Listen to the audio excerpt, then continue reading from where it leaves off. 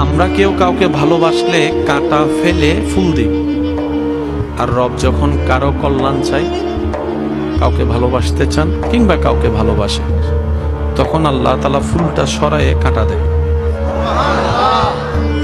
আমরা ভালোবাসলে পেট ভরে খাওয়াই, রব কাউকে ভালোবাসতে শুরু করলে প্লেটের ভাত কেড়ে নেয়। আমরা কাউকে ভালোবাসলে এসি রুমে রাখি, রব কাউকে ভালোবাসলে ইব্রাহিম নবীর মতো আগুনে ফেলে। আমরা কেউ কাউকে ভালোবাসলে তাকে উন্মুক্ত করে দিই, উন্মুক্ত স্বাধীন করে দিই।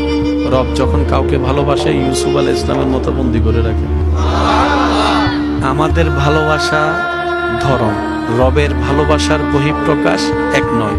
এবার আপনি বলবেন এটা কি ধরনের ভালোবাসা হয়? যে ভালোবাসলে কাঁটা দেয়, ভালোবাসলে আগুনে ফেলে, ভালোবাসলে আপনার এসি রুমে না রেখে আগুনের মধ্যে ফেলবে, ভালোবাসলে তাকে বন্দি করে রাখবে, ভালোবাসলে তাকে সারা শরীরের মধ্যে রোগ দিবে।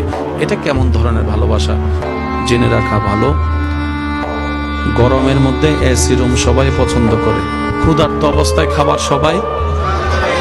আর এই ক্ষেত্রে ভালোবাসার আসল কি নকল বোঝা যায় না। ভালোবাসা তো তখন বোঝা যায় যখন চতুর্দিকে সবকিছু স্বচ্ছতা, ফ্রেশনেস আছে, কোনো জামিলা নাই, হাতে হাত রেখেছে। এটা ভালোবাসা নয়। যখন পকেটে টাকা থাকবে না, তারপরও হাত ধরে রাখবে, এটা না ভালোবাসা।